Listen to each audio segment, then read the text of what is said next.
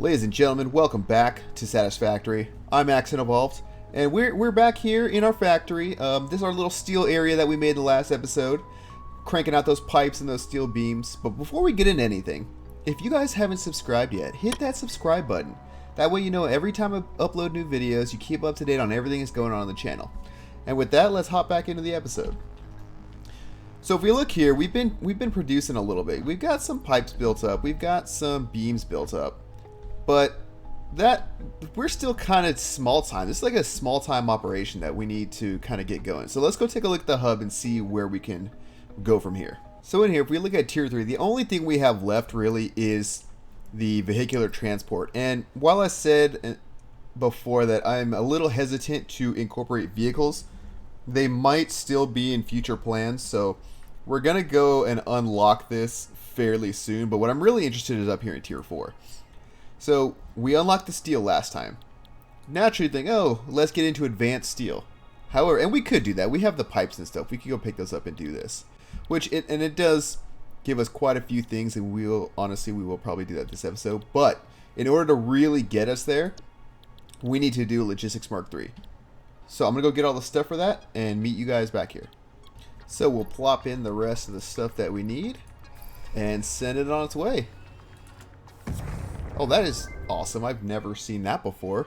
If you haven't noticed, just quickly, we are on the experimental build of this. So there's a couple new things. I'll go through them real quick. If you haven't seen, down at the bottom, we have different hotbars that we could set up.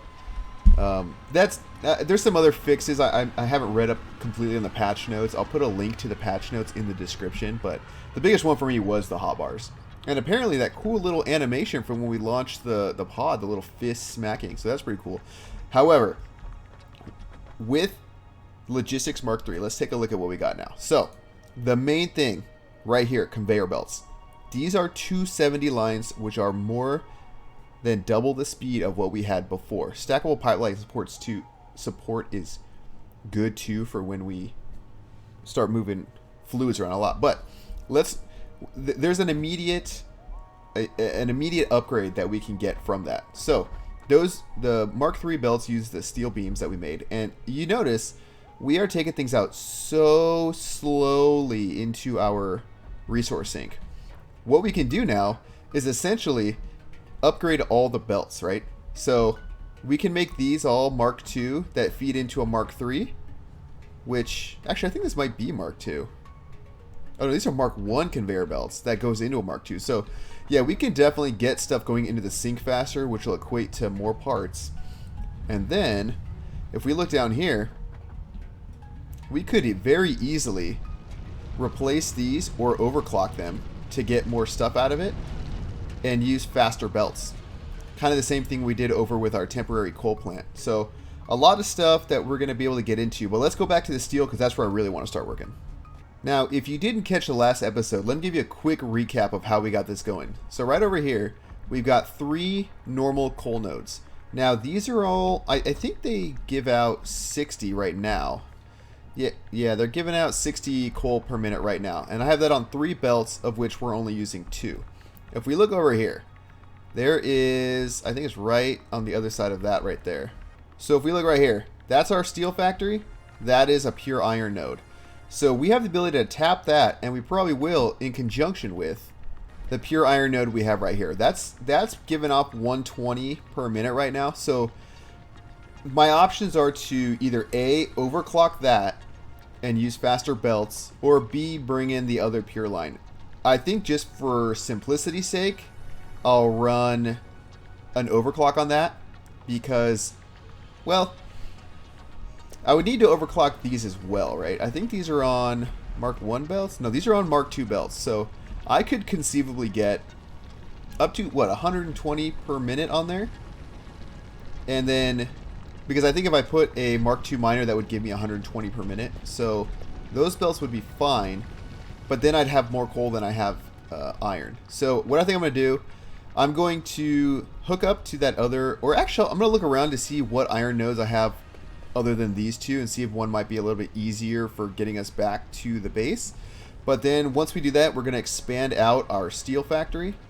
So once I get that extra iron up here, I can whether it be a second line or by overclocking this one, I can expand the factory out at least double. If I stick to the one, if I can get another 120 in here and overclock some of those, then I can get essentially 2 120 lines, which would be another 3 foundries, and really double up on the amount of stuff I'm producing.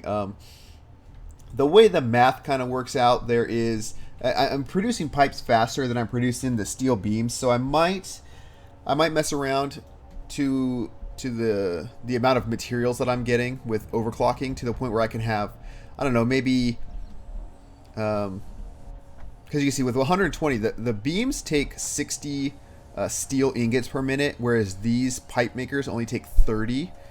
So I might mess around with the clocks in such a way that I can get like 3 beam makers and 3 of these somehow.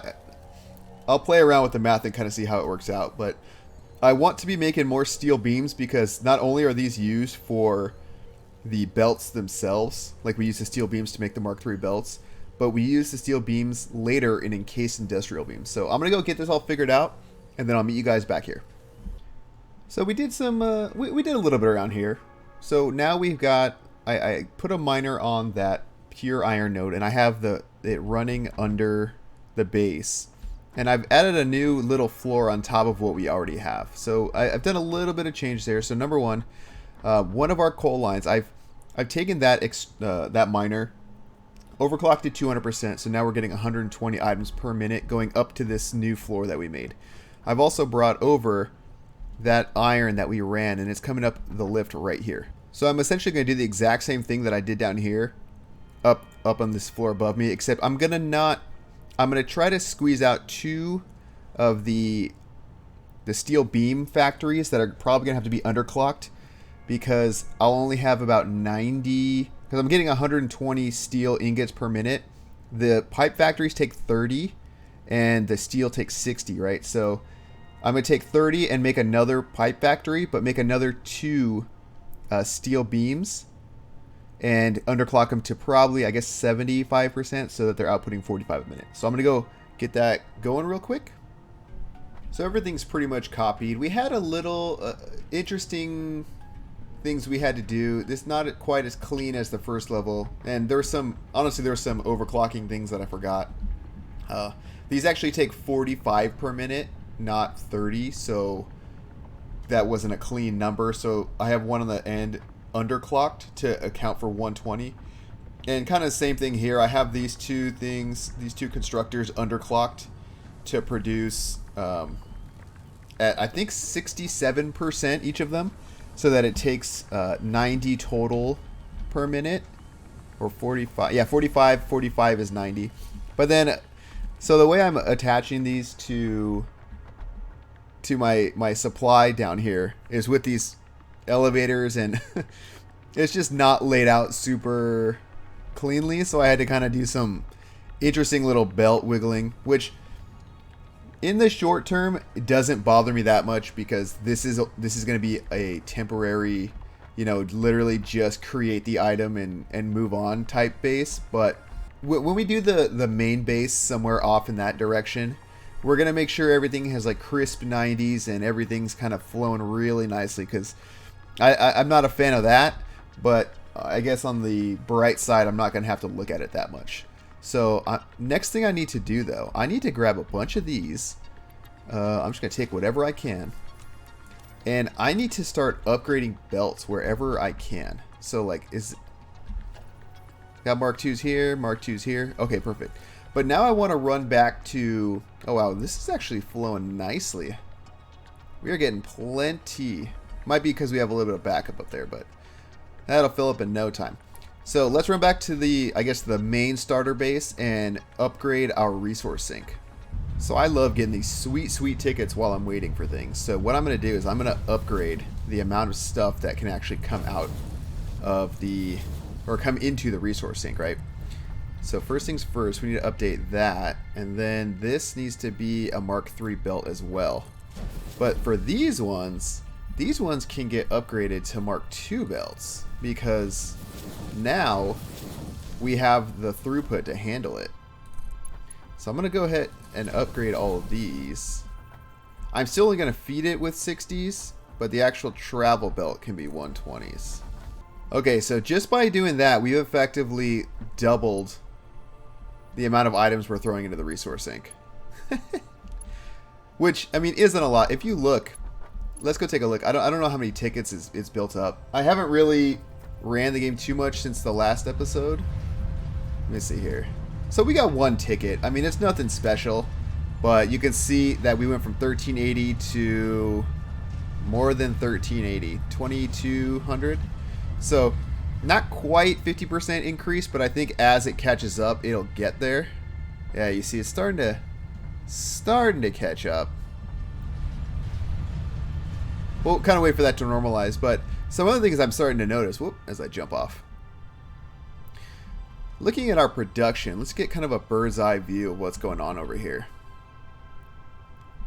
We have more than enough plates, more than enough modular frames at this point. We're slowly making rotors and the reinforced iron plates, but the thing about the reinforced iron plates is those were huge when it came to Mark II belts, but now that we're going to start using Mark III, Mark IV belts, we're not going to be using these as much, so I'm going to let those build up. I'm making these fairly quick.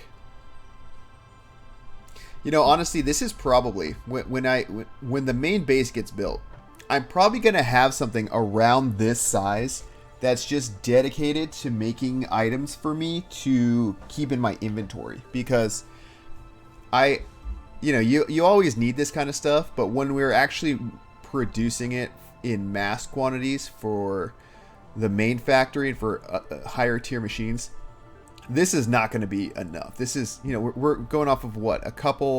A normal, an impure, and a pure iron node, and 1 or 2 copper nodes. Like, this is nothing. If I scan for copper, right? Or iron, I'm sorry. If I scan for iron, there are so many pings out here. There are so many deposits out here.